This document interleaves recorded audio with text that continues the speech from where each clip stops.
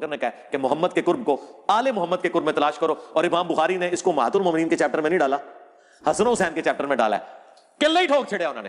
حضرت عمر تو خود ام کلثوم کا رشتہ حضرت علی سے مانگ رہے ہیں کہ قیامت کے دن میرا رشتہ آل البیت سے نکلا ہے۔ اب مجھے بتائیں اس کے بعد آپ یہ کس طرح کہہ دیں کہ حضرت عمر اپنے آپ کو حضرت علی سے افضل مانتے ہوں گے؟ یار جو ان کی بچی کا رشتہ اس لیے مانگ رہا ہے کہ میری بھی نسبت تہاڈے نال جڑ جائے، تو آپ کو یہ وسوسہ بھی کیسے آ گیا کہ حضرت ابو بکر عمر آل البیت سے اپنے آپ کو بہتر سمجھتے ہوں گے؟ خلفائے راشدین نے کون سی اپنی جدادیں بنائی ہیں؟ اپنے بچوں کے لیے کیا چھوڑ کے وہ مرے ہیں کہ تم کو کہ انہیں لالچ تھی؟ پوری زندگی چٹائی پہ حضرت عمر سوتے رہے مسجد کے اندر، ایک اسلام کے غالب ہونے تک ساری تکلیفیں اللہ سے اٹھائیں، جب اس کا فروٹ کھانے کا وقت آیا ہے اس وقت بھی جنگوں کی مصیبت کاٹ رہے ہیں۔ بوڑھے وقت میں تو انسان آرام کرتا ہے۔ 2.25 سال حضرت ابو بکر کی ایک رات بھی سکون سے گزری ہے۔ اچھا علی بھائی، اگلا جو کوسچن ہے نا، یہ بار بار میرے سے پوچھا کہ اب آپ کے ایک بڑے قریبی، آپ کے نام لیے بغیر بات، نام کے بغیر کرو، آپ کے قریبی شاگرد ہیں، یہ کسی غالی شیعہ وغیرہ کی طرف سے نہیں، آپ کے اپنے قریبی شاگرد کی طرف سے جو آپ کے بڑے قریب ہیں، اور وہ آپ کی بات سے انہوں نے یہ فہم لیا ہے، وہ یہ کہتے ہیں کہ انجینئر صاحب کا یہ بیان موجود ہے ریکارڈنگ میں نے نہیں سن رکھا یا شاید بھول رہا ہوں، انہوں نے کہا جی کہ انجینئر صاحب نے فرمایا کہ حضرت ابو بکر رضی اللہ عنہ کا جب حضرت مولا علی علیہ السلام سے جب ملاقات ہوئی ہے، یہ جو ناراضگی کے بعد جو خلافت کا ابتدائی ایشو تھا، تو اس میں حضرت ابو بکر رضی اللہ عنہ شدید رو پڑے ہیں، اور ان کا رونا یہ چیز ظاہر کرتا ہے کہ انہوں نے اس چیز کو ایکسیپٹ کر لیا ہے کہ ہمارے سے معاملہ میں سینڈل ہو گیا، آپ کے ساتھ زیادتی ہو گئی ہے۔ تو وہ کہتے ہیں جی کہ اب انجینئر صاحب سے آپ نے یہ پوچھنا ہے، ریکارڈنگ میں لانا ہے، میں بھی سنوں گا کہ جب انجینئر صاحب فرما رہے ہیں کہ انہوں نے ایکسیپٹ کر لیا کہ ہمارے سے مس ہینڈل ہو گیا ہے، تو ان کو اول تو یہ کرنا چاہیے تھا کفارہ، کہ کہتے چلو اب آپ کے حوالے خلافت کر دیتے ہوں، اگر نہیں کی تو اپنے پاس نامینیٹ کر دیتے، کیوں نہیں نامینیٹ کیا؟ اس کا جواب دیکھیں آدھی بات پیش کر رہے ہیں، یہ وہی ہے جو منکرین حدیث کے سوالات ہیں۔ میں نے جو حدیث بیان کیا اس حدیث میں اس کا جواب بھی موجود ہے، اور وہ میں نے جواب بھی بیان کیا، یہ حدیث قرطاس میں نے مسئلہ 55B میں بیان کیا تھا کہ جب الٹیمیٹلی صلح ہوئی ہے حضرت ابوبکر صدیق رو پڑے۔ کس بات پہ روئے یہ بھی میں نے بتایا، وہ یہ بات نہیں تھی کہ مجھے خلیفہ کیوں نہیں بنایا، یہ تو آپ اپنا لقمہ تو میرے منہ میں نہ ڈالیں، اس میں الفاظ ہیں۔ حضرت علی نے کہا اے ابو بکر، اللہ نے جو آپ کو ہم پہ فضیلت دی ہے، اس امر خلافت میں ہم آپ سے حسد نہیں کرتے۔ آپ کو تو جواب مل گیا ان کا بس، لیکن اہل بیت رسول کے ناطے کیا ہمارا یہ رائٹ نہیں تھا کہ اس امر خلافت کے مشورے میں آپ ہمیں بھی شامل کرتے؟ مشورے میں، یہ نہیں کہا کہ مجھے خلیفہ چنتے۔ اور یار مولا علی تو اپنے روحانی باپ سے خلافت نہیں مانگ رہا، رسول اللہ صحیح بخاری میں ہے، حضرت عباس نے کہا کہ میں بنو ہاشم کے چہرے موت کے وقت پہچانتا ہوں، اور حضور کی شکل مبارک سے مجھے لگ رہا ہے کہ اب یہ زندہ نہیں رہیں گے، آؤ ہم خلافت مانگ لیتے ہیں۔ تو حضرت علی نے کہا کہ میں کبھی بھی رسول اللہ سے خلافت نہیں مانگوں گا، کیونکہ اگر حضور نے ہمیں انکار کر دیا تو حضور کی امت کبھی بھی بنو ہاشم کو خلیفہ نہیں چنے گی۔ حضرت علی کو یہ بھی پتا تھا حضور انکار کر دیں گے، پھر چوتھا خلیفہ بھی نہیں سے ہونا مولا علی نے، ٹھیک ہے۔ مولا علی نے تو حضور سے خلافت نہیں مانگی ہے، تو انہوں نے حضرت ابوبکر سے کہنا تھا، تو بات ہی بالکل غلط ہے۔ اس میں موجود ہے ہم آپ سے حسد نہیں کرتے، کیونکہ بخاری میں حدیث ہے کہ کوئی خواہش کرنے والا خواہش کرے گا، لیکن اللہ اور میری امت ابو بکر کے علاوہ کسی پہ راضی نہیں ہوگی۔ اب اس جملے کے اندر کیا حکمت چھپی تھی وہ حضور کی وفات کے بعد ظاہر ہوئی کہ حضرت ابو بکر کی خلافت کے اوپر لوگ اکٹھے ہو گئے، حالانکہ مانگنے والے نے مانگی تھی خلافت، کس نے؟ سعد ابن عبادہ نے۔ مولا علی کا ذکر نہیں جو ہو رہا، آپ ہمیں سمجھو، مولا علی درویش بندہ سی، اور دوسرا مولا علی کو ضرورت نہیں تھی خلافت کی۔ میرے بھائی رسول اللہ کے گھر والے جو ہیں وہ تو کنگ میکر ہوتے ہیں، ان کو خود کنگ بننے کی کیا ضرورت ہے؟ جس کا سب سے بڑا ثبوت اس حدیث میں یہ ہے کہ بخاری مسلم میں حدیث موجود ہے، حضرت علی نے پیغام دے کے ابو بکر کو اپنے گھر بلوایا ہے۔ سرکار ذرا امیجن کریں، کوئی چھوٹا ہے بڑے کو کہہ سکتا ہے کہ مجھے آگے، یعنی آپ کہہ سکتے ہو کہ سٹنگ پرائم منسٹر کو کہ آؤ مجھے آگے گھر میں ملو، سوائے اس کے کہ آپ کنگ میکر ہو۔ تو حضرت ابو بکر سمجھتے تھے یہ رسول اللہ کے گھر والے ہیں، ان کا صدقہ ہی ہمیں یہ سب کچھ ملا ہوا ہے۔ یہ صدقہ وہ بریلویوں اور شیعوں والا نہیں، یعنی ان کی وجہ سے، اس گھرانے کی برکت سے اللہ نے ان کو چنا ہے نبوت کے لیے، ان کی وجہ سے ہی ہم یہ فیسلٹی ویل کر رہے ہیں۔ اسی لیے بخاری میں الفاظ ہیں محمد کے قرب کو آل محمد کے قرب میں تلاش کرو، حضرت ابو بکر کا قول ہے، اور امام بخاری نے اس کو حسن و حسین کے چیپٹر میں لیا ہے، امہات المومنین کے چیپٹر میں نہیں لیا۔ حضرت ابو بکر بھی کہہ رہے ہیں جس نے حضور کے قریب ہونا ہے نا، بس حضور کے گھر والوں کو راضی کر لو۔ یار حضرت ابو بکر صدیق رضی اللہ تعالیٰ عنہ تو اللہ رسول کے قریب ہونے کے لیے حضرت فاطمہ کی خوشنودی چاہتے ہیں، مولا علی کی خوشنودی چاہتے ہیں۔ کبھی صحابہ کرام نے اپنے آپ کو اہل بیت کے مقابلے پہ دیکھا نہیں۔ میرا چیلنج ہے، یہ جب یہ کمپیریزن کرانا شروع کرتے ہیں نا، فلانے دا پہلا نمبر، فلانے دا چوتھا نمبر، فلانے دا تیسرا، یہ آپ نمبرنگ ضرور لگائیں، اہل بیت کو سائڈ پہ کریں۔ میں آپ سے سوال پوچھتا ہوں، آپ ابو بکر کی جگہ پہ ہوں، حضور نے آپ کو کلمہ پڑھا کے مسلمان کیا ہو، کیا آپ کبھی یہ جرت بھی کریں گے حضور کی بیٹی کو اپنے مقابلے پہ اس حوالے سے کھڑا کریں کہ میں سے بہتر ہوں؟ کانوں کو ہاتھ لگائیں گے آپ کہیں گے یار اس کے باپ نے مجھے مسلمان کیا، ٹھیک ہے، یہ جنتی عورتوں کی سردار حضور کی بچی، اور یہاں تک حضور کہہ رہے ہیں کہ فاطمہ میرے جگر کا ٹکڑا ہے، جس نے اسے تکلیف دی اس نے مجھے تکلیف دی۔ اتنی باتیں سننے کے بعد آپ فاطمہ کے ساتھ اپنے مرتبے کو کمپیریزن کریں گے؟ آپ بے شک کرتے رہے، حضرت ابو بکر نے کبھی جرت نہیں کی کہ میں فاطمہ سے بہتر ہوں، میں علی سے بہتر ہوں، میں ختیجہ سے بہتر ہوں. ان کے دماغوں میں یہ فطور ہوتے ہی نہیں تھے. وہ تو اہل بیت رسول کو رسول اللہ کے قرب اور اللہ کے قرب کا ذریعہ سمجھتے تھے. وہ تو چوزن پیپل آف گاڈ ہیں اہل بیت رسول. دیکھیں نا نماز میں آپ ان پہ درود پڑھ رہے ہیں, اللہم صلی علی محمد وعلی آل محمد. صحابہ میں نہیں, ناسبیوں نے آل محمد سے مراد کہا کہ آل کا ترجمہ ہوتا ہے والا, جس طرح قرآن میں ہے آل فرعون, تو اس سے مراد ہے فرعونی. اور آل موسیٰ, تو آل محمد سے مراد ہے نبی کے سارے ساتھی. ہم نے کہا رکو ذرا, صبر کرو, رسول اللہ سے بھی پوچھ لو. بخاری کے الفاظ ہیں, یا رسول اللہ ہم آپ پر اور آپ کے اہل البیت پر کیسے درود پڑھیں؟ تو آپ نے کہا پڑھو اللہم صلی علی محمد وعلی آل محمد کما صلیت علی ابراہیم وعلی آل ابراہیم انک حمید مجید. اور میں یعنی اس حوالے سے غامدی صاحب نے تو دلیل نہیں پیش کی. غامدی صاحب سے جب سوال ہوا نا, مجھے تھا کہ غامدی صاحب کہیں ڈنڈی نہ مارے, کیونکہ ان میں تھوڑی بہت مجھے بعض اوقات فیل ہوتا ہے وہ ناسبیت والا ایلیمنٹ. میں نہیں کہتا وہ ناسبی ہے. تو انہوں نے کلیئر کٹ, انہوں تو خیر دلیل کے بغیر ہی بات کرنی ہوتی ہے نا, اپنا موقع بھی دینا ہوتا ہے. تو ان کے معنی انہوں نے کہا یہ تو آؤٹ آف کوسچن ہے. وہ سوال پوچھا آل محمد میں کیا, وہ انہوں نے کہا یار یہ تو آؤٹ آف کوسچن ہے. آل محمد سے مراد حضور کے گھر والے ہیں, صحابہ کرام کہاں سے ہو گئے آل محمد؟ حالانکہ وہ چاہتے تو کہتے قرآن میں ہی لکھا ہوا ہے. تو میرا کلپ آ جاتا غامدی صاحب رکو ذرا, صبر کرو, رسول اللہ سے بھی پوچھ لو. صحابہ کہہ رہے ہیں آپ اور آپ کے اہل البیت پر کیسے درود پڑھیں؟ تو کیا حضرت ابوبکر کا کبھی دعویٰ ہے کہ ہم اہل البیت ہیں؟ حضرت عمر کا یہ دعویٰ ہے؟ حضرت عمر تو خود ام کلثوم کا رشتہ حضرت علی سے مانگ رہے ہیں کہ قیامت کے دن میرا رشتہ اہل البیت سے نکلا ہے. اب مجھے بتائیں اس کے بعد آپ یہ کس طرح کہہ دیں کہ حضرت عمر اپنے آپ کو حضرت علی سے افضل مانتے ہوں گے؟ یار جو ان کی بچی کا رشتہ اس لیے مانگ رہا ہے کہ میری بھی نسبت تھوڑے نال جڑ جائے, تو آپ کو یہ وسوسہ بھی کیسے آ گیا کہ حضرت ابوبکر عمر اہل البیت سے اپنے آپ کو بہتر سمجھتے ہوں گے؟ میں اپنی کو ورڈکٹ نہیں دے رہا, میں آپ کو logical think out of box کرنے پہ کہہ رہا ہوں کہ آپ صحابہ اور اہل بیت کو کمپیئر نہ کیا کریں. اہل بیت کے ساتھ کوئی بھی کمپیئر نہیں ہو سکتا, وہ حضور کے گھر والے ہیں.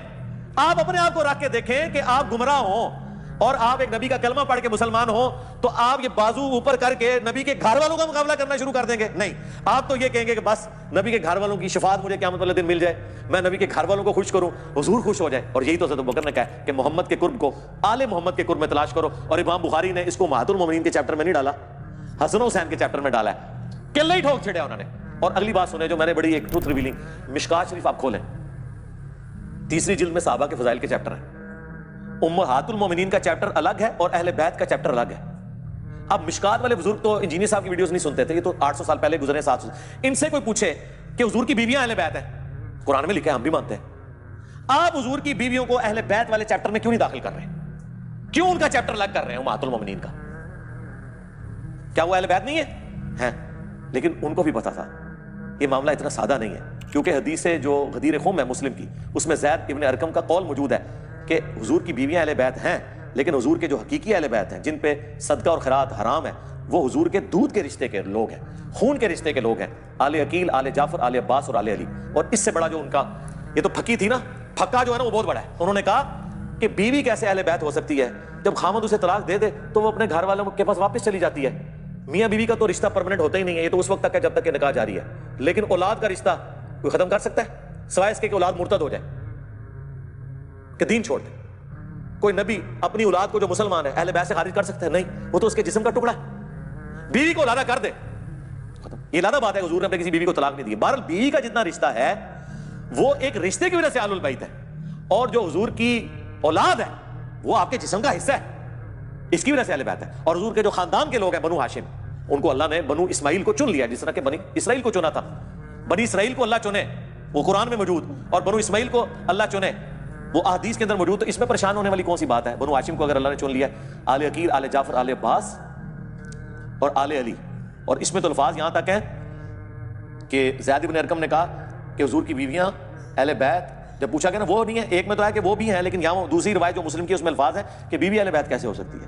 اہل بیت تو وہ ہوں گے جو خون اور دودھ کے رشتے کے لوگ ہیں. اور یہ ٹکڑا کاٹ کے کسی نے طارق جبیر صاحب کو بھیج دیا, انہوں نے کھڑا کے مجھے فون کھڑکا دیا. پہلے ان کے اسسٹنٹ نے بات کی تو مجھے لگا کوئی گڑبڑ ہے, کیونکہ وہ ڈائریکٹ فون نہیں ہے, کہتے ہیں وہ مولانا نے ایک مسئلہ آپ سے ڈسکس کرنا ہے, وہ آپ کا ایک کلپ آیا تھا. میں کہا میری مولانا ڈائریکٹ گل کراؤ, پہلے وہ ڈائریکٹ فون کر دینا, آج کیڑی ایسی گل ہو گئی ہے. وہ میں نے آپ کا کلپ دیکھا, آپ نے کہا اہل بیت جو ہے نا وہ حضور کی بیویاں اہل بیت نہیں ہے. میں نے کہا استغفر اللہ, میرے تو اہل بیت اور انجینئر عدلی مرزا لکھے تو میری درجنوں ویڈیو کھل جائیں گی. آپ کو کس نے کہہ دیا؟ اور میں کہا زید بن ارقم نے کیا ہوا جائے کہ یہ اہل بیت یہ نہیں ہے. میں کہا مسلم شریف کھول کے پڑھیں, اس میں یہ لکھا ہوا ہے. ہم اہل بیت مانتے ہیں, لیکن وہ اہل بیت جو اس اعتبار سے ہیں وہ حضور کی بیویاں نہیں, وہ اہل بیت اور ہیں, اور وہ ہیں حضور کے خاندان کے لوگ. آپ کی بات سے نا میں کلیئر ہو گیا جی. دیکھیں جھوٹ بولتے ہیں نا. اب یہی بات ہے جو میں پیٹتا ہوں اماد الاسلام کے ساتھ, باقی لوگوں کے ساتھ, کہ خدا کے لیے میرا موقع مجھ سے آگے پوچھو نا. اور علی بھائی تھوڑا کلپ دیکھا, اور کلپ میرا نہیں دیکھا ہوتا, ایک مولوی نے کٹ کے میرے خلاف چڑھایا ہوتا ہے, وہ دیکھا ہوتا ہے. تو میرا کلپ وہ ہوگا جو میرے چینل پہ ہے. اس کے علاوہ کوئی کلپ میرا کلپ نہیں ہوگا, وہ مولوی کا قطع برید شدہ کلپ ہوگا, اس کو میں کوئی آن نہیں کرتا. چلیے بھائی, جو آپ نے ابھی فرمایا نا, یہ جو زید بن ارقم رضی اللہ عنہ والی حدیث بتائی ہے, یہ پچھلے دنوں نا ایک مذاکرہ ہو رہا تھا نا, ایک غالی رابطی کا اور ایک اہل سنت کا. تو انہوں نے یہی بات کی, اس نے معصومیت وغیرہ کا عقیدہ جو ثابت کرنے کی کوشش کی نا, اس میں یہ دلیل پیش کی نا, یہی آیت انما یرید اللہ لیذھب عنکم الرجس اہل البیت ویطہرکم تطہیرا. تو اس نے کہا جی رجس جو ہے نا, رجس سے یہ پاک ہیں. تو اس نے کہا یار تم پچھلا کنٹیکسٹ تو سارا پڑھو نا. اور مفتی صاحب بھی یہی بات کیا کرتے تھے. وہ مفتی صاحب قرآن بالکل واضح ہے, نبی اسلام کی بیویوں کے بارے میں اس نے آگے سے یہ کہا, اس نے کہا یہ جو حدیث ہے, حدیث کلیئر ہے کہ یہ بیویاں شامل نہیں ہیں جو رجس سے پاک ہیں. اور جو ترتیب تو بتا رہا ہے, ترتیب تو تمہارا بھی موقف ہے کہ ترتیب تو یہ وہ ہے ہی نہیں جس پر قرآن نازل ہوا ہے. ہم تو اس کو ترتیب کو مانتے ہی نہیں ہیں. نہیں, یہ وہی ہے جناب والا, یہ ہے وہ ذرائع. جوڈیشری میں جائیں گے یہ بھاگ جائیں گے. کیا اسنا عشری شیعہ کا یہ عقیدہ ہے, اور جس کو وہ جوڈیشری میں لے آئے, آپ نے مجھے کسی انڈیویجول کا کال نہیں دکھانا کہ وہ کہیں کہ قرآن اپنی ترتیب سے ہٹا ہوا ہے. اگلے دن کا سورج طلوع نہیں ہوگا, میں تکفیر کروں گا ایسے لوگوں کی جو قرآن کی اس ترتیب کو نہ مانے. یہ دوئے محفوظ میں ہے, رہ کی ترتیب نزولی, اس سے کس کو انکار ہے. لیکن یہ نہیں ہوا ہوا کہ قرآن کو توڑ موڑ دیا گیا ہے. اگر یہ توڑا موڑا ہے تو خود رسول اللہ اور اللہ نے کیا ایسا, کیونکہ قرآن کی حفاظت کا ذمہ کس کے ہے؟ اللہ. تو اللہ نے جہاں بہتر سمجھا آیت رکھی وہ اسی کانٹیکسٹ میں. یہ خامخواہ جھگڑا ہے. قرآن بالکل اپنے مقدمے کے اندر واضح ہے. اچھا, اور شیعہ کے لیے تو میری یہ پھکی ہے قیامت تک کے لیے, سیدہ فاطمہ اگر اہل البیت میں سے تو سیدہ خدیجہ کیا اہل البیت سے خارج ہے جو ان کی ماں ہے؟ بتائیں. نہیں, وہ کہتے ہیں معصومیت والا عقیدہ. نہیں, وہ میں بعد میں آؤں گا, پہلے اہل بیت پہ آ جائیں. معصومیت والا عقیدہ تو قرآن سے ثابت کرنا پڑے گا, تو بڑے لیول کا عقیدہ ہے نا. نہیں, وہ رجس سے ثابت کرنا چاہتے ہیں نا, نہیں پاک سے. وہ ٹھیک ہے, وہ کہتے ہیں اس میں نہیں شامل. اچھا, یہ اگر پاک والا ہے وہ تو قرآن میں اللہ تعالیٰ نے غزوہ بدر اور کے اوپر بھی آیات نازل کی ہیں کہ ہم نے بارش نازل کی تاکہ تم سے گندگی دور کرتے ہیں. صحابہ کرام کو کہا ہے 313 وہ بھی پاک نے قرآن. شیطان کا رجس تم سے دور کرتے ہیں, یہ غزوہ بدر کے بارے میں ہے. ٹھیک ہے, اس طرح نہیں رہتا ہوتا عقیدہ ہے ڈیوائن, اور پھر آگے پورے کے پورے معاملات. ٹھیک ہے, وہ میں ادھر آ رہا ہوں. مولا علی کی حدیث ہے بخاری و مسلم میں کہ نبی اسلام نے فرمایا اگلے وقتوں میں اللہ نے مریم کو تمام جہان والوں پہ فضیلت دی تھی, اور اس میری امت میں خدیجہ کو تمام جہان والوں پہ فضیلت دی ہے. ٹھیک ہے, ایون اگر آپ مجھ سے پوچھیں, میں سیدہ خدیجہ کے مرتبے کو حضرت فاطمہ سے بڑا مانتا ہوں. ٹھیک ہے, آپ کہیں گے جنتی نوجوانوں کے سردار حسن و حسین ہے, بالکل ہے, لیکن میں حضرت علی کے مرتبے کو ان سے افضل مانتا ہوں. ابن ماجہ میں حدیث بھی حاکم میں بھی کہ حسن و حسین جنتی نوجوانوں کے سردار ہیں اور ان کے والد ان سے بھی بہتر ہیں. ٹھیک ہے, تو سیدہ فاطمہ جنتی عورتوں کی سردار ہے اور ان کی والدہ ان سے بھی بہتر ہے, اور وہ اہل البیت بھی ہے. سیدہ خدیجہ, کس شیعہ کی جرأت ہے سیدہ خدیجہ کو کہ اہل البیت سے فارغ ہے؟ وہ مانتے ہیں اہل البیت ان کو؟ اہل البیت مانتے ہیں, لیکن بس ٹھیک ہے نا, بس کام ختم ہو گیا. بنو ہاشم سے تو نہیں ہے سیدہ خدیجہ. ہاں, کوئی نہ کوئی انجینئر صاحب تو چک کیسا باندھے نے نا, ہاں پھر جان ہی نکلتی ہے اس عقیدے دی. بس اسی حضرت عائشہ تو ڈسکس ہی نہیں کرنا. بیویاں تے آؤ گے, سیدہ خدیجہ اس چادر تے تھلے نہیں سن جو حدیث قصہ ہے. ہاں, سیدہ خدیجہ اگر اہل بیت ثابت ہے نا ان کے نزدیک, جبکہ وہ آل علی, آل عقیل, آل جعفر, آل عباس اور بنو ہاشم میں نہیں آتی ہیں. حضور کی بیوی ہونے کی وجہ سے آل البیت ہے نا, تو بس باقی بیویاں بھی آل البیت ہو گئی, بات ختم ہو گئی. اصول ایک کھڑا کرنا ہوگا نا. ہاں, یہ پکی ہے جناب, اللہ فضل, یہ پکا ہے, بلکہ پکی نہیں پکا. یہ اگلا ورژن آ گیا جی, جس طرح خطرناک کا اگلا ورژن تھا خطرے ناک. ولی بھائی, جو لاسٹ کویشچن کا آپ نے آنسر دیا تھا نا, اس میں ایک اور گزارش میں ذہن میں آ گئی ہے. وہ ایک بندے نے مجھے یہ بھیجی تھی تصویر نا, جو ترجمہ ہے نا, اس نے کہا تھا جی کہ اس میں جو لفظ آتے ہیں نا کہ حضرت مولا علی نے فرمایا کہ ہم اس امر خلافت میں مشورے کو اپنا حق سمجھتے تھے. تو وہ کہتا ہے یہ میں نے بعد میں جب غور کیا تو عربی میں یہ لفظ نہیں ہے مشورے کو, بلکہ اس میں یہ ہے کہ ہم اس امر خلافت کو اپنا حق سمجھتے ہیں. اچھا, اگر اپنا حق سمجھتے تھے, ایک منٹ سرکار, ایک منٹ, اگر وہ اپنا حق سمجھتے تھے تو پھر صلح کیوں کر لی اور بیعت کیوں کر لی؟ اس کی تو دلیل یہ دیتے ہیں نا, وہ کہتے ہیں جی ان کی ذمہ داری تو نہیں تھی, جیسے نبی کی ذمہ داری تو نہیں ہے لوگوں کو ہدایت پہ لانا. جب اس نے نبی کی ذمہ داری لوگوں کو ہدایت پہ لانا نہیں ہے, لیکن یہ اناؤنسمنٹ تو کرنا ہے نا کہ میں نبی ہوں. اور مجھے مانو, حضرت علی نے کب خلفائے ثلاثہ کے زمانے میں یہ کہا ہے کہ میں اللہ کا خلیفہ ہوں, میں منصوص من اللہ ہوں, میں خلیفہ بلا فصل ہوں. ابو بکر کو پولیٹیکل لیڈر مانو اور باقی جو سارے معاملات ہیں وہ میں لے کے چلوں گا, دکھائے نا. کبھی انہوں نے دعویٰ کیا وہ تو تینوں خلفاء کے ساتھ رہے. اور ناج البلاغہ سے ہم نے جو خطبات پیش کیے ہیں, ٹھیک ہے, وہ حضرت عمر کے بارے میں جنگ قادسیہ میں جانے سے جو روکا, رومن امپائر کے خلاف جانے سے روکا, وہاں تو فلاں کے الفاظ بھی نہیں, عمر بن خطاب موجود ہے, اس میں تو الفاظ ہیں کہ حضرت عمر جب پریشان ہوئے نا, کیونکہ انہوں نے ارادہ کیا تھا قادسیہ میں خود لڑوں گا کیونکہ سپر پاور کے خلاف جنگ ہے, تو حضرت علی نے کیا کہا کہ اگر تم قتل ہو گئے تو مسلمانوں کی جمعیت بکھر جائے گی. اور اللہ کا وعدہ ہے قرآن میں سورہ نور کی آیت نمبر 55 کہ اللہ نے خلافت اسٹیبلش کرنی ہے اہل ایمان کے لیے تو تم یہیں رہو. اگر قادسیہ میں ہم نے شکست کھا لی تو ہم اپنی فوجوں کو واپس بلا لیں گے اور پھر دوبارہ سے حکومت تیار کر کے بھیجیں گے. لیکن اگر تم مارے گے تو پھر پیچھے عرب کا شرادہ بکھر جائے گا. ایک اعتراض یہ کیا جا رہا ہے جی کہ اہل سنت کا جو قدیم کتابوں سے اور پریکٹیکل جو ریئلٹی سے عقیدہ ثابت ہے نا خلیفہ کے قیام کا, وہ یہ ہے کہ یہ حضرات ایک تو حضرت ابوبکر رضی اللہ عنہ والا طریقہ ہے کہ اس علاقے کے جو جید ترین شخصیات ہیں ان میں سے چند چن لیں. دوسرا یہ ہے جی کہ جو خلیفہ ہے وہ دوسرے کو نامینیٹ کر دے, وہ چینج ہو گیا. تیسرا یہ ہے کہ کمیٹی بنا دی جائے, وہ چینج کر لے. اور چوتھا طریقہ وہ کہتے ہیں جی کہ ان کی قدیم کتابوں میں دیا ہوا ہے جس کا وہ کہتے ہیں کہ حضرت عبداللہ بن عمر کا بھی حوالہ دیتے ہیں سلطان کہ جو تلوار کے زور پہ ڈنڈا چلے. اور اس میں دلیل ایک انہوں نے یہ دی, وہ کہتے ہیں جی کہ جس وقت ہرا کا واقعہ ہوا نا, واقعہ ہرا, تو اس میں شدید ترین مظالم کیے یزید کی فوج نے, انتہا کر دی ظلم کی. تو اس میں حضرت عبداللہ بن عمر چلے گئے اور عبداللہ بن مطیع غالباً نام بتائے تھے. بخاری مسلم دونوں میں. وہ کہتے ہیں وہ شخص وہ تھا کہ جو بیچارہ جہاد کی طرف لوگوں کو اکسا رہا تھا اور اس کو جا کر کہا کہ تیرا جو ہے اشر بڑا برا ہوگا, تو یزید کی بغاوت کر رہا تھا. ہاں, تو عبداللہ بن عمر کے اس موقف کے خلاف میری ویڈیو ہے. نہیں, وہ کہتے ہیں اہل سنت کا موقف ہے کہ ڈنڈا چل سکتا ہے. نہیں, ایک منٹ. پہلی بات ہے کہ عبداللہ ابن مطیع بھی تو صحابی تھے نا جی, ٹھیک ہے نا, وہ کوئی غیر صحابی تو نہیں. ان کو گھٹی نبی الاسلام نے خود دی ہوئی ہے. عبداللہ بن عمر بھی صحابی ہیں, وہ بھی صحابی ہیں, دونوں کا اپنا اپنا موقف ہے. ہم عبداللہ بن عمر کے موقف کو صحیح نہیں سمجھتے, ہم عبداللہ ابن مطیع کو صحیح سمجھتے ہیں, کیونکہ انہوں نے کہا کہ ایک ہی وجہ تھی خاموش رہنے کی کہ چلو یار ان کو حکومت ملی ہے تو یہ اپنے معاملات لے کے چلیں گے, شاید وقت کے ساتھ سلجھ جائیں. انہوں نے اب حسین کو بھی قتل کر دیا, تب بیعت توڑوائی تھی انہوں نے. بخاری مسلم دونوں میں آتا ہے. انہوں نے کہا کہ اب بھی کیا چیز رہ گئی ہے, تو واقعہ ہرا ہوا. تو ہم عبداللہ بن مطیع صحابی کو صحیح سمجھتے ہیں, عبداللہ بن عمر کے موقع کو غلط سمجھتے ہیں. پھر دوسری بات, عبداللہ بن عمر کی اگر ہمیں کسی نے دوست لگانی ہے یا حنفیوں کو دھوکہ لگ گیا یا کسی اور کو دھوکہ لگ گیا اور وہ کہتے ہیں تلوار کے زور پہ جو بھی آ جائے آپ نے اس کی اطاعت کرنی ہے, تو پہلے عبداللہ بن عمر سے بھی تو پوچھ لیں کہ اس فتوے پہ قائم بھی رہے ہیں کہ نہیں.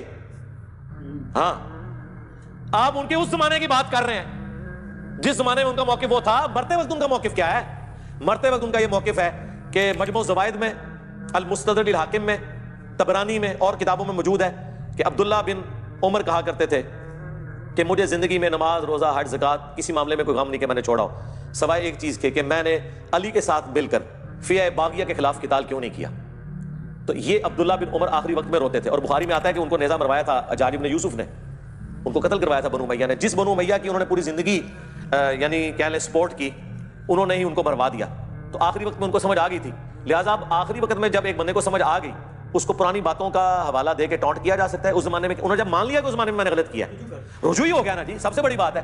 تو لہٰذا ہم اس بات کو صحیح مانتے ہی نہیں ہیں. اچھا, دوسری بات, حنفیوں سے یہ کہیں کہ اگر قدیم فقہا کی کتابوں میں یہ اور آپ اس سلطے کو مانتے ہیں, تو قدیم فقہا کی کتابوں میں یہ بھی لکھا ہوا ہے کہ بیت المال سے جو تقسیم ہے وہ حضرت ابوبکر عمر کے طریقے پہ ہوگی, حضرت عثمان کے طریقے پہ نہیں ہوگی. یہ وہ ٹروتھ ریویل ہے جو عامر عثمانی نے کیا تھا خلافت و ملوکیت کے خلاف کتاب لکھتے ہوئے, دفاع لکھ دیا پورا. انفیاء نے جو انہیں پھر ناکو چنے چبوائے نے نا, انہیں کیا من دسو تہاڈی فقہ کی کتابوں میں کیوں لکھا ہوا ہے کہ مال غنیمت خلیفہ وقت حضرت ابوبکر اور عمر کے طریقے پہ تقسیم کرے گا, حضرت عثمان کے طریقے پہ نہیں کرے گا. تم مودودی کو تو کہتے ہو کہ انہوں نے حضرت عثمان کے بارے میں بات کی, تمہاری فقہ کی اسٹیبلش کتابوں میں لکھا ہوا ہے کہ مال غنیمت کی تقسیم جو ہے وہ حضرت عثمان کے طریقے پہ نہیں ہوگی. تو پھر کوئی گڑبڑ تو ہوئی ہے نا, وہ بخاری میں لکھی ہوئی ہے گڑبڑ. ان گورنروں کی شکایت حضرت علی کے پاس لوگ لے کے آئے, تو حضرت علی نے وہ محمد بن انفیہ کو بھیجا تھا کہ جاؤ عثمان کو یہ رسول اللہ کا صحیفہ بھیجو جس میں انہوں نے بتایا اس طرح تقسیم ہونا ہے. تو حضرت عثمان نے کہا کہ ہمیں اس کی حاجت نہیں ہے. تو محمد بن انفیہ جب واپس آئے, کہا ابا جی انہوں نے تو واپس کر دیا. تو حضرت علی نے کہا ٹھیک ہے ادھر ہی واپس رکھ دو, یعنی میرا کام تو صرف پہنچانا تھا نا. تو محمد بن انفیہ نے یہ حدیث اس وقت سنائی, صحیح بخاری میں آتا ہے, جب ان کو کسی نے کوئی بات کی نا اس حوالے سے کہ تم لوگ تو مخالفین عثمان ہو, علی کے بیٹو. تو انہوں نے کہا میرے باپ نے اگر عثمان کی مخالفت کرنی ہوتی تو اس دن کرتا جس دن اس نے رسول اللہ کی تحریر واپس کر دی تھی. اس دن میرے باپ نے عثمان کو کچھ نہیں کہا اور تحریر چپ کر کے واپس رکھوا دی. تو بعد میں تم یہ کہتے ہو کہ میں عثمان کو اس نے کچھ کرنا تھا, یہ پھکی دی تھی انہوں نے, پھکا دیا بلکہ محمد بن انفیہ نے اس زمانے کے ناسبیوں کو. ٹھیک ہو گیا. اور ایک سوال بھیجا جی کہ اولی الامر کے بارے میں آپ کا یہ موقف ہے کہ اس سے مراد حکمران ہے, اور آپ کا کیا تمام اہل سنت کا یہ موقف ہے اطیعوا اللہ واطیعوا الرسول اولی الامر منکم. تو وہ کہتے ہیں جی کہ آپ اولی الامر کو تو بتا رہے ہیں کہ یہ مراد ہے, پہلے آپ یہ تو بتائیں کہ قرآن میں امر سے کیا مراد ہے, اللہ کے امر سے قرآن میں کیا مراد ہے. پھر وہ اسے اگلی کلوریل ایڈ کرتے ہیں, وہ کہتے ہیں جی کہ آپ یہ بتائیں کہ آپ کے نزدیک تو حکمران اس کا ہے, چاہے وہ یزید ہو, چاہے حجاج بن یوسف ہو, چاہے آج کل جیسے حکمران ہو, شرابی ہو, بدکار ہو, بدماش ہو. تو وہ کہتے ہیں جی کہ اللہ کا امر نعوذ باللہ وہ ایسے حکمران نافذ کریں گے. اس سے وہ پھر موقف لاتے ہیں جی کہ حکمران کا ضروری ہے کہ وہ معصوم ہو, تو اللہ کا امر جو ہے وہ معصوم کے علاوہ نافذ ہی نہیں ہو سکتا. اگر یہی بات ہے تو پھر صلح حسن کدھر جائے گی؟ اب ہمیں تو ناسبیوں سے بھی مقدمہ لڑنا پڑتا ہے اور رافضیوں سے بھی لڑنا پڑتا ہے. صلح حسن کدھر جائے گی؟ صلح حسن اس بات کا ثبوت ہے, اور صلح حسن کو ہم سنیوں کی طرح نہیں مانتے, ہم اس کو ایک پیس ٹریٹی سمجھتے ہیں اور صلح حسن صرف اس دن تک تھی جس دن تک انہوں نے حضرت حسین کو شہید نہیں کیا تھا. حضرت حسین کو شہید کرنا جس طرح صلح حدیبیہ توڑ دی تھی نا مشرکین عرب نے, انہوں نے صلح حسن اس دن توڑ دی جب حسن کے چھوٹے بھائی کو انہوں نے مار دیا. آج کی ڈیٹ میں صلح حسن منسوخ ہے, لیکن جس ایرا میں, جس ایرا کے اندر وہ اپلائی تھی, اس میں حضرت حسن نے معاویہ بن ابی سفیان رضی اللہ تعالیٰ کے ساتھ جو کمپرومائز کیا, تو اس میں انہوں نے کیوں ان کو اجازت دی کہ وہ اللہ کے امر کو نافذ کریں. ٹائم قیامت تک ہے. شکر ہے, شکریہ امام حسن, آج آپ کی صلح ہمارے کام آئی کہ ہم غالی رافضیوں کو بھی پھکی دے سکیں. اچھا, اس کا جواب جو میں نے بھی بات کی تھی وہ کہتے ہیں جی کہ جواب دینا ہے, ڈنڈی نیچے مار دی. اس کا جواب مطلب ہے وہی بات ہے, جب نہیں مانتا نا ایڈا کمزور جواب میرے سامنے رہنا, میں لا کے ہاتھی پڑا چڑھتا ہے, جو جواب مجھے پتا ہے کوئی بھی نہیں ہے. نہیں, اس کا جواب انہوں نے یہ دیا, وہ کہتے ہیں جی کہ بلکہ انہوں نے تو وہ بات کی کہ میں نے ان کو کہا بھی, میں نے کہا یار یہ بات تو نسبی اور یزیدی لوگ کرتے ہیں, تو یہ آپ کیا کہہ رہے ہیں. انہوں نے 3 روایات والی بات پیش کی کہ حضرت امام حسین علیہ السلام نے بھی 3 شرائط پیش کی تھی, تو میں نے ان کو بتایا, میں کہا جی یہ بات تو ہم نسبیوں کی نہیں مانتے. وہ کہتے ہیں جی آپ نہ مانے تو آپ کی مرضی, ہماری تو کتابیں شیعوں کی بڑی بڑی ہیں کہ امام حسین نے پوری حجت تمام کی ہے. وہ کہتے ہیں امام مہدی کے علاوہ کسی امام کی نہیں, وہ 3 شرطوں میں تو ایک یہ ہے کہ میں یزید کے ہاتھ میں ہاتھ دے دوں. نہیں, وہ کہتے ہیں کہ ہمارے نزدیک نہیں ہے. گل مننی تو پوری منو, تسی ادھی گلا من دیو. تسی صلاح الدین یوسف والا کام تے نہ کرو کہ روایت اس کتاب تو انصاب الاشراف تو 3 شرائط لے, اور انصاب الاشراف میں تو لکھا ہوا ہے یزید اور اس کے آباء و اجداد کے تابوت جہنم میں ہے, اور یہ بھی لکھا ہوا ہے کہ معاویہ کو جس دن دیکھو کہ میرے ممبر پہ چڑھا ہے اسے قتل کر دو. ہاں, انصاب الاشراف میں لکھا ہوا ہے 3 شرطوں والی کتاب میں. وہ یہ کہتے ہیں اس پہ عمل کریے. وہ یہ کہتے ہیں کہ یہ تو جعلی روایتاں ہیں, ہم کتاب کو جعلی مانتے کہتے ہیں کہ امام حسن نے اس لیے صلح کی تھی کہ امام حسن کو لڑنے کا فائدہ ہی کوئی نہیں تھا, بلکہ وہ کہتے ہیں کہ میں نے یہی بات. لیکن وہ آپ کی ڈاکٹرین تو ٹوٹ گئی نا, ریزن اس کی کچھ بھی تھی. ٹھیک ہے, ہاں, امام حسین بھی تو, امام حسین کو لڑنے کا کیا فائدہ ہوا ہے؟ ایک منٹ, امام حسین کو لڑنے کا کیا فائدہ ہوا دنیاوی طور پہ کہ انہوں نے حکومت حاصل کر لی؟ وہ کہتے ہیں انہوں نے پوری کوشش کیا کہ میں نہ لڑوں. انہوں نے, وہ کہتے ہیں سوائے امام مہدی کے ہمارے شیعہ مذہب کے مطابق کسی امام کی ڈیوٹی نہیں ہے کہ وہ لازمی بزور طاقت کرے. بس ٹھیک ہے, آپ حسین سے دستبردار ہو جائیں, پھر حسین ہمارے ہی ہیں. ہاں, یہ ہم ہی حقدار تھے کہ ہم حسینی ہوتے. اگر آپ حسین کے بارے میں یہ کہہ رہے ہیں کہ حسین نے گریہ کرنا ہے, تو میں ان کو اپنی فقیر تو دے چکا. سید جواد نقوی صاحب نے کہا کہ میں نے اس شیعت میں یعنی آنکھ کھولی, یا میں نے اس شیعت کو پایا جس میں حسین ایک ایسا مظلوم بابا ہے جو کونے میں بیٹھا ہوا رو رہا ہے, لیکن جب حسین کو پڑھا تو پتہ چلا کہ یہ مظلومیت کا نام نہیں ہے, دلیری کا نام ہے. بس میں یہی کہوں گا اس کے اوپر کہ تم نے حسین کو سمجھا ہی نہیں ہے, جس طرح کرسچنز نے جیزس کرائسٹ کو نہیں سمجھا, ٹھیک ہے, تم نے حسین کو نہیں سمجھا.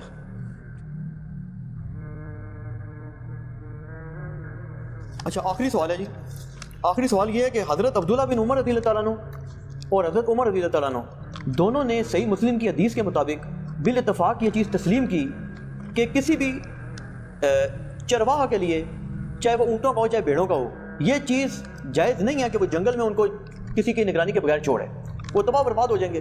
تو یہ کیوں کر ممکن ہے عقلاً بھی کہ رسول اکرم صلی اللہ علیہ وسلم امت کو چھوڑ جائیں؟ ایک یہ اعتراض کرتے ہیں, اور دوسری چیز آگے سے یہ بھی کہہ دیتے ہیں جی کہ یہ جو ہے کس طرح ممکن ہے کہ رسول پاک صلی اللہ علیہ وسلم جو ہے وہ اللہ تعالیٰ کے یعنی کہ کسی, اچھا سوری اگلی میں بات مکس کر گیا. ایک اعتراض یہ کرتے ہیں جی کہ اسی سے ضمن یہ سوال ہے, آپ دونوں کا اکٹھے جواب دیں کہ قرآن سے ثابت کریں کہ ایک تو یہ ہے کہ کسی کو بھی اللہ تعالیٰ نے اختیار دیا کہ تم اپنے حکمران خود چنو, اور دوسری چیز یہ ہے کہ کیا قرآن میں سے یہ چیز ثابت ہوتی ہے کہ کوئی نبی ایسا گزرا ہو, ایک نبی 1.25 لاکھ نبیوں میں, کہ جس نے امت کو ایسے ہی چھوڑ دیا ہو بغیر وصیت کیے ہوئے؟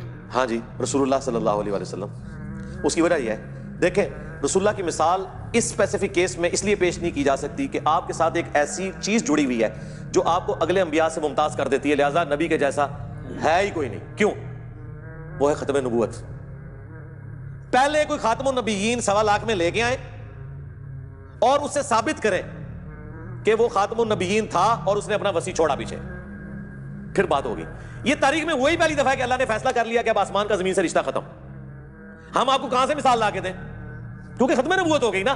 رسول اللہ کی مثال ہے ہی نہیں نا قرآن میں, آپ جیسا تو ہے ہی کوئی نہیں ہے. ختم نبوت کی برکت سے اللہ نے امت کو ٹرانسفر کر دیا. جی ٹرانسفر کیا, مجھے کیا, آپ کو کیا. کنتم خیر امت اخرجت للناس تأمرون بالمعروف وتنہون عن المنکر وتؤمنون باللہ. پوری امت کو ٹرانسفر کر دیا نبیوں والا کام, ٹھیک ہے. وسیع ایک اسپیسیفک بندے کو نہیں بنایا. چونکہ ختم نبوت ہو چکی, اب نبی علیہ السلام نے امت کو اس اعتبار سے کوئی سکسیسر کے ساتھ نہیں چھوڑا سوائے اس کتاب کے. اس کی وجہ یہ ہے, اگر آپ کہتے ہیں نا بندہ چھوڑتا تو اب آپ نے قائم رہنا ہے. اگر اگلے انبیاء تھے تو وہ اپنی جگہ نبی یا وسیع چھوڑتے تھے, اور وسیع وہ نبی ہوتا تھا تو وہ اگلا چھوڑتا تھا, یہ چین ٹوٹتی نہیں تھی نا. تو آپ کی چین تو ٹوٹ گئی ہے, 1200 سال سے ٹوٹی پڑی ہوئی ہے. ہم نے آپ سے واٹس ایپ نمبر مانگا امام مہدی کا, آپ نے کہا گستاخی کر دی. ہم نے کہا میرے بھائی اگر آپ بتائیں گے کہ فلاں عالم دین فلاں جگہ پہ, ہم اس کا ایڈریس نہیں مانگیں گے آپ سے, ٹھیک ہے. 1200 سال سے چین آپ کی ٹوٹی ہوئی ہے, اس لیے کہ آپ کی کمیونیکیشن ہی نہیں ہے اس بندے کے ساتھ. تو تو اینڈ رزلٹ تو آپ کا بھی یہ نکلا, لیکن ہماری چین نہیں ٹوٹی ہے, حضور کا وسیع قرآن ہے. یہ بخاری مسلم سے ہم نے ثابت کیا. ہاں شکر ہے کہ میں 12 اماموں کے زمانے میں نہیں پیدا ہوا, میرے پاس کوئی جواب نہ ہوتا. اللہ نے مجھے بچا لیا ہے. ایس موقع پہ تو فیل کر چھڑیا. میں 14ویں صدی چ آیا ہوں جدو تمہیں 1200 سال تو ڈکا لگیا ہوا ہے کہ بندہ تھوڑے سامنے نہیں ہے, امام غائب ہے نا. ہاں تو تھوڑا تو کم ہو گیا نا, میں نے آپ کا جواب دے دیا. اب آ جائیں وہ والا, وہ حدیث آپ ہمیں بخاری سے پیش کریں, مسلم سے پیش کریں. بخاری میں بھی ہے, مسلم میں بھی ہے, ہاں کچھ حصہ اس کا بخاری میں بھی ہے. اس میں آگے الفاظ عبداللہ بن عمر کے بھی پڑھ لینا. آدھی حدیث تو نہ پیش کریں. عبداللہ بن عمر کہتے ہیں یہ ان کا اجتہاد تھا. وہ چرواہے والی جو آپ نے بات کی کہ چرواہا بھی تو بھیڑ بکریاں نہیں چھوڑ کے جاتا, تو یہ کیسے ہو سکتا ہے کہ میرا باپ جو ہے وہ بغیر کسی کو خلیفہ نامزد کیے ہوئے مر جائے. اچھا, اور اس سے انہوں نے یہ رزلٹ نکالا کہ اگر اتنی عقل حضرت عمر میں تھی تو رسول اللہ میں تو اس سے زیادہ عقل تھی, انہوں نے بھی اپنا خلیفہ کسی کو چھوڑا ہوگا. یہ انالوجی بنائی ہے نا. تو سرکار اسی حدیث میں آگے جواب ہے. عبداللہ بن عمر کہتے ہیں میں نے یہ گمان کیا, لیکن بعد میں مجھے لوگوں نے بتایا حضرت عمر کے ریفرنس سے کہ حضرت عمر نے ایک جملہ بولا ہے کہ اگر میں اپنے بعد کسی کو اپنا خلیفہ نامزد کرتا ہوں تو میں اس شخص کی سنت پہ عمل کرتا ہوں جو مجھ سے بہتر تھا, ابو بکر, اور اگر نہیں کرتا تو میں اس کی سنت پہ عمل کرتا ہوں جو اس سے بھی بہتر تھا, رسول اللہ. تو کہتے ہیں عبداللہ بن عمر, میں نے کہا اب میرے ابا جی کسی کو خلیفہ نامزد نہیں کریں گے, وہ رسول اللہ کے طریقے کو اڈاپٹ کریں گے, کیونکہ میرے ابا جی جب کمپیریزن کرتے تھے اور حضور کی کوئی بات آ جاتی تھی تو دوسروں کو چھوڑ دیتے تھے. میں نے کہا اچھا ابا نے یہ بات کی ہے, اور ابا نے کسی کو خلیفہ نہیں بنانا. جب انہوں نے یہ بول دیا نا کہ میں اگر خلیفہ بناتا ہوں تو ابو بکر کے طریقے پہ چلتا ہوں, اور اگر نہیں بناتا تو میں رسول اللہ کے طریقے پہ, تو عبداللہ بن عمر کے الفاظ اسی حدیث میں موجود ہیں کہ میں نے سمجھ لیا اب میرا ابا کسی کو خلیفہ نہیں بنائے گا. تو اس میں خود موجود ہے کہ حضرت عمر خود کہہ رہے ہیں کہ خلیفہ نہ چھوڑنا پولیٹیکل یہ سب سے بہتر طریقہ اور رسول اللہ کا طریقہ ہے. ادھی روایتیں پیش کرتے ہیں. دیکھیں ہمارا یہ چیلنج ہے, ہمارے مخالفین جو بھی یہ پک اینڈ چوز کرتے ہیں وہ پوری روایتیں نہیں پیش کر سکتے. یہی لوگ ہیں. اور جی مسند احمد میں ہم عائشہ نے حضور کے اوپر ماتم کیا تھا, آگے بھی پڑھو نا, انہوں نے کہا یہ میری کم سنی تھی اور بعد میں مجھے اس کے اوپر افسوس ہوا. اے نہیں پڑھ دے نہیں جی کیتا تے ہے نا, وہ اگے دے انہوں نے رجوع ریکارڈ کرا آتا نا. حقیقت بات ہے, آپ اس کو چھوڑ دیں. میں کہتا ہوں کہ جی نبی علیہ السلام سے جو صحابہ کی عقیدت تھی اس میں وقتی طور پہ سارے صحابہ بھی کالے کپڑے پہن کے ماتم شروع کر دیتے نا, کوئی بعید بات نہیں تھی. اس سے بڑی چیز ہوگی کہ حضرت عمر نے تلوار اٹھا لی کہ میں قتل کر دوں گا جو کہہ رہے صحابہ کے ساتھ, صحابہ کا عشق حضور کے ساتھ اتنا تھا, اس میں کسی سے بھی مس ہینڈلنگ ہو سکتی تھی. حضرت عمر سے ہو گئی ہے جب حضرت بکر نے ان کو بٹھا دیا اور وہ آیات پڑھی وما محمد الا رسول قد خلت من قبل الرسل یا انک میت وانہم میتون, یہ آیات پڑھی. فإنه من كان يعبد محمدا فإن محمدا قد مات ومن كان يعبد الله فإن الله حي لا يموت.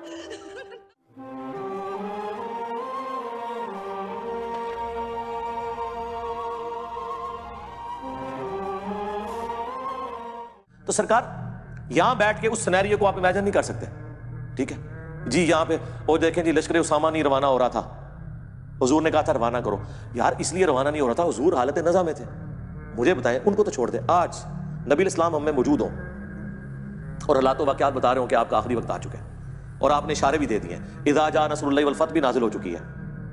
اور عبداللہ بن عباس کا باپ عباس حضور کا چچا یہ کہہ رہا ہے کہ حضور کا چہرہ میں پہچان رہا ہوں. بنو ہاشم جب موت کے قریب ہوتے ہیں نا تو مجھے ان کے چہرے سے پتہ چل جاتا ہے. ظاہر ہے وہ بنو ہاشم کے اس سارے سینیریو میں حضور آپ کو یہ کہہ رہے ہیں کہ فلاں جہاد پہ چلے جاؤ. ٹھیک ہے, تو صحابہ تو کیا حضور کو اس حالت میں چھوڑ کے جا سکتے ہیں؟ وہ تھوڑے دور جا کے انہوں نے پڑاؤ کر لیا کہ کہیں ایسا نہ حضور فوت ہو جائے اور ہم حضور کے جنازے میں بھی شامل ہو سکتے. اس سے یہ لوگ پتہ کیا نتیجہ نکالنا چاہتے ہیں, اس پہ بلکہ ویڈیو بھی بنائی انہوں نے, جو آپ نے اچھا کیا, آپ نے یہ بات کور کر لی. نہیں میں نے یہ کور کیا ہے. میرا ایک لیکچر جسے میں قیامت کے دن رسول اللہ کی بارگاہ میں پیش کر سکتا ہوں وہ ہے کہ رسول اللہ کا قاتل کون. میں نے ان کے سارے اعتراضات کے جواب دیے ہیں. یہ کہتے ہیں حضور کو زہر دیا انہوں نے حدیث لدود کے ذریعے, وہ حضور کے منہ میں دوائی ٹپکا رہے تھے, انہوں نے کہا زہر ٹپکا دیا. اس کے آگے اس کا جواب موجود ہے. حضور علیہ السلام وہ صحابہ کہتے ہیں ہم نے حضور کے منہ میں دوائی ڈالی جان بوجھ کے, حضور اللہ کہتے رہے نہ ڈالو, لیکن ہم نے یہ گمان کیا کہ مریض جو ہے نا وہ دوائی کو ناپسند کرتا ہے اور اس وقت نبی علیہ السلام کی تکلیف ہے اور وہ تو چاہتے تھے کہ حضور کی تکلیف دور ہو. آپ اپنے چھوٹے بچے کو ٹیکا نہیں لگواتے, ٹھیک ہے, وہ لا کہتا ہے لیکن آپ سے اس کی حالت نہیں دیکھی جا رہی. تو صحابہ سے حضور کی حالت نہیں دیکھی جا رہی تھی, وہ آپ کے منہ میں دوائی ٹپکا رہے تھے. ٹھیک ہے, یہ کہتے ہیں زہر ٹپکا دیا. اس کے آگے موجود ہے بخاری میں, پھر حضور کا فاقہ جب ہوا تو آپ نے کہا کہ وہ دوائی لے کے آؤ. وہ دوائی لائی گئی, آپ نے فرمایا میں نے تمہیں منع کیا تھا. یعنی حضور کہہ رہے تھے کہ میں اس حالت میں بھی قابل اتباع ہوں. انوی تو کہتے ہیں حضور بوڑھے ہو گئے تھے تو اتباع کے قابل نہیں رہے کیونکہ جلسہ استراحت کرتے تھے. جلسہ استراحت تو حضور سکھایا کرتے تھے. حضور کبھی بھی ایسی حالت میں نہیں رہے کہ آپ قابل اتباع نہیں ہو. آپ فرما دیتے تھے اگر کوئی کریٹیکل سچویشن آتی تھی تو آپ کہہ دیتے تھے کہ یہ خاص میرے لیے, جیسے بخاری مسلم حدیث ہے کہ میں بیٹھ کے بھی نماز پڑھوں اللہ مجھے پورا ثواب دیتا ہے لیکن تمہیں آدھا ملے گا, وہ آپ کلیئر کر دیتے تھے. اب اس حالت میں نبی اسلام نے کہا وہ دوائی منگوائی گئی, آپ نے سارے صحابہ کے منہ میں ٹپکوائی سوائے حضرت عباس کے, کیونکہ وہ اس میں شامل نہیں تھے. تو سرکار اگر وہ زہر تھا تو سارے مار کیوں نہیں گئے؟ اور دوسرا اس دوائی کے بعد تو حضور صحتیاب ہوئے ہیں. اگر زہر تھا اور حضور اس سے, یہ پک اینڈ چوز کرتے ہیں, آؤٹ آف کانٹیکسٹ چیزیں کاٹتے ہیں, اسی میں ان چیزوں کے جواب موجود ہوتے ہیں. علی بھائی جو جیش اسامہ والی بات ہے اس کو کلیریفائی کر دیں. جی میں نے کلیریفائی کیا ہے. نہیں اس میں پتہ ہے یہ موقف کیا بتاتے ہیں ان کا موقف. جی مجھے پتہ ہے. یہ کہتے ہیں جی کہ رسول پاک صلی اللہ علیہ وسلم نے جان بوجھ کر ان کو اللہ پاک نے غیبی خبر دی تھی کہ میں دنیا سے وصال فرما رہا ہوں, اور ان کو یہ پتہ تھا ان کے بقول کہ جی وہ یہ معاملات اس طرح کریں گے, اسی لیے انہوں نے یہ جو شیخین علیہ السلام تھے ان کو انہوں نے کہا تھا کہ تم اس چھوٹے بچے کے انڈر ہو کے چلے جاؤ تاکہ یہ لوگ دور ہو جاتے. یہ کہتے ہیں یہ پورا استعفیٰ والا معاملہ ہوتا ہی نہ حضرت علی کو ان کے انڈر نہیں کیا. اس کا مطلب آپ کیا سمجھ رہے ہیں کہ شیخین جو ہیں وہ اللہ سے بھی جیت گئے, رسول اللہ سے بھی جیت گئے, اس اللہ سے جس نے قرآن میں کہا هو الذی ارسل رسولہ بالہدی ودین الحق لیظہرہ علی الدین کلہ, اس دین کو سارے ادیان پہ غالب کرنے کے لیے جس پیغمبر کو بھیجا تھا. قرآن میں 3 جگہ یہ آیت آئی, اللہ تعالیٰ ناکام ہو گیا نعوذ باللہ. اور یہ دین غالب ہوا ہے کہ نہیں مجھے یہ بتائیں. پہلے تو ایمان ہے, یہ قرآن نے کہا تھا میں غالب کروں گا, کیا نا؟ ہاں تو غالب رسول اللہ کے دور میں ہوا ہے, خلفائے راشدین کے دور میں ہوا ہے. رسول اللہ کے دور میں تو صرف مکہ مدینہ اور حجاز کی سرزمین تک تھا. رومن اور پرشین امپائر کو خلفائے راشدین کے دور میں گرایا گیا, اور یہ اللہ کی اتنی حکمت ظاہر ہوئی ہے کہ یہ رسول اللہ کا کام آگے لے کے چلے ہیں وہ. اور دوسری بات, بڑے بڑے لیڈرز آئے ہیں وہ اپنی زندگی میں کامیاب ہوئے ہیں. رسول اللہ میں اور باقی لیڈروں میں فرق یہ ہے کہ رسول اللہ دنیا سے چلے گئے, آپ کے ہزاروں ساتھی مرتد بھی ہو گئے, اور یہ وہ ساتھی تھے جو اینڈ پہ صرف آپ کے دبدبے کی وجہ سے مسلمان ہوئے تھے. یہ آپ کے صحبت یافتہ نہیں تھے, یہ ذہن میں رکھیے گا. ان میں سے کسی نے نہیں حضور کو چھوڑا کبھی, وہ حضور کو جنرلی پیغمبر مان چکے تھے. باقی لوگوں نے حضور کو قریش کا غلبہ سمجھتے ہوئے ایک بڑے جنگجو کی بیعت کر لی تھی کہ جو سب پہ غالب آ گیا, وہی چھوڑ بھی گئے. اتنے لوگ چھوڑ گئے, چند لوگ باقی رہ گئے, انہوں نے ان کو بھی شکست دی اور رومن اور پرشیز کو بھی شکست دے دی. سوائے اس کے کوئی چیز نہیں ہے کہ غیبی مدد ہے اللہ کی, اور وہ وعدہ پورا ہو گیا. والذی ارسل رسولہ بالہدی ودین الحق لیظہرہ علی الدین کلہ. اور پھر دوسری, میں اس کو کنکلوڈ کرتا ہوں, آپ کے سوال ختم ہو گئے. مولانا صاحب کا ایک جملہ سونے کے قلم سے اور سونے کے پانی سے لکھنے کے یعنی قابل ہے. انہوں نے کہا تھا بتاؤ خلفائے راشدین نے کون سی اپنی جدادیں بنائی ہیں, اپنے بچوں کے لیے کیا چھوڑ کے وہ مرے ہیں کہ تم کہو کہ انہیں لالچ تھی, پوری زندگی چٹائی پہ حضرت عمر سوتے رہے مسجد کے اندر, اپنے بچے کو خلیفہ نہیں نامزد کیا, لوگوں نے حالانکہ مشورے دیے ہیں. حضرت ابو بکر نے اپنے بچوں کو خلیفہ نامزد نہیں کیا, پوری زندگی کس برسی میں ایک اسلام کے غالب ہونے تک ساری تکلیفیں اللہ سے اٹھائیں. جب اس کا فروٹ کھانے کا وقت آیا اس وقت بھی جنگوں کی مصیبت کاٹ رہے ہیں. بوڑھے وقت میں تو انسان آرام کرتا ہے. 2.25 سال حضرت ابو بکر کی ایک رات بھی سکون سے گزری ہے. کتنے معاذوں میں جنگ کھولی ہے, منکرین زکات, مسیلمہ کذاب, پرشین امپائر, اور ایون رومن امپائر کے لیے بھی آپ نے اپنے, وہ جب حضرت بلال نہیں ان کو روک رہے تھے, حضرت بلال کو بھی بھیجنا پڑا. حضرت عمر کی پوری زندگی جنگوں سے عبارت ہے. پھر اپنی اولاد کے لیے کیا چھوڑ کے مرے, زیادہ خلیفہ بنا جاتے نا. جنہوں نے خلیفہ بنایا بنو امیہ نے, وہ نظر آ رہا ہے دنیا کے لیے سب کچھ کیا. جنہوں نے اللہ کے لیے کیا انہوں نے تو اپنی اولاد کو کچھ نہیں دیا. اولاد تو ان کی اسی طرح رہی ہے. محمد بن ابی بکر کو بنو امیہ نے قتل کیا, عبد الرحمن بن ابی بکر کو بنو امیہ نے قتل کیا. ویسے تو کہتے ہیں جی حضرت ابو بکر کی جو اولاد سے ہیں امام جعفر, ٹھیک ہے, تو یہ بتاؤ نا امام جعفر حضرت ابو بکر کی اس اولاد سے ہیں کہ جس اولاد کو بنو امیہ نے قتل کروایا. محمد بن ابی بکر, اگلی گل نہیں دستے, ادھی گل دستے ہیں. اس کو تو آپ درست ہی نہیں سمجھتے. یعنی اس سے مراد میں ناسبیوں کو کہہ رہا ہوں. اور ہمیں دوست لگاتے ہیں جی جو ائمہ تھے اہل بیت کے وہ تو حضرت بکر کی اولاد, وہ کیڑی اولاد, وہ اولاد جنہی پرورش مولا علی نے کی تھی, محمد بن بکر کی, جو جنگ جمل میں حضرت عائشہ کو سمجھاتے تھے. اور جب حضرت عائشہ کا اونٹ گرا, اس محمد بن ابی بکر کے ساتھ حضرت علی نے حضرت عائشہ کو احترام کے ساتھ گھر روانہ کیا, جو مسند احمد میں حدیث ہے کہ ایک وقت آئے گا تیرا عائشہ سے جھگڑا ہوگا. حضرت علی نے کہا میں بڑا بدبخت ہوں گا, تو فرمایا تم نے ایسا کرنا ہے عائشہ کو اس کے گھر تک پہنچا دینا, اور پہنچایا. ٹھیک ہے, تو یہ چھوڑ دیں, مقدمے میں کبھی بھی کوئی جیت نہیں سکتا. پک اینڈ چوز آپ کریں گے تو وہ فٹ ہی نہیں بیٹھے گا. یہ اسی طرح ان کو تو چھوڑ دیں, تو بڑی ہستیاں تھیں. میں اپنے بارے میں دیکھتا ہوں کہ میرے بارے میں بلیم لگا رہے ہیں کہ جناب یہود و نصارہ سے فنڈنگ آ رہی ہے. آپ کیا سمجھتے ہیں یہ جب بکواس کر رہے ہوتے ہیں تو اس سے میرے کوئی ارادہ متزلزل ہوتا ہے, میرے تو ایمان میں اور اضافہ ہوتا ہے کہ یا اللہ میں واقعی ٹھیک ہوں, مجھے تو پتا ہے مجھے فنڈنگ نہیں آ رہی, ٹھیک ہے, تو میں تو اور پکا ہو جاتا ہوں نا. اس کے جھوٹے الزام لگانے سے کیا سمجھتے ہیں یہ کہ مجھے پیچھے کر لیں گے, میں تو اور چڑھ کے آؤں گا. انہوں نے ٹرینڈ چلایا, میں لا کے ہاتھ پڑا چڑی, انہیں اس وقت انہوں روندے ہون گے کہ ایسی ٹرینڈ کیوں چلایا, اور ٹرینڈ بھی خیر ان کے اوپر الٹ گیا. اس ٹرینڈ میں تو سارے میکسیمم کمنٹس ہمارے حق میں تھے, ان کے حق میں تو بہت تھوڑے کمنٹس تھے. یہ چیز دیکھیں, پک اینڈ چوز نہ کریں, مقدمے کو دیکھیں. صلو علی محمد وعلی محمد. ٹھیک ہوگا جی. اللہ تعالیٰ سے دعا ہے جو حق بات میں نے کہی اللہ تعالیٰ ہمارے دلوں میں راسخ فرمائے. اگر جذبات میں میرے منہ سے کوئی غلط بات نکل گئی اللہ تعالیٰ ہمارے دلوں سے ہی محو کر ہمیں کتاب و سنت کی تعلیمات پر عمل کر کے دوسرے بھائیوں تک پہنچانے کی توفیق عطا فرمائے. سبحانک اللہم و بحمدک اشہد ان لا الہ الا انت استغفرک و اتوب الیک وما علینا الا البلاغ المبین. جزاکم اللہ خیرا.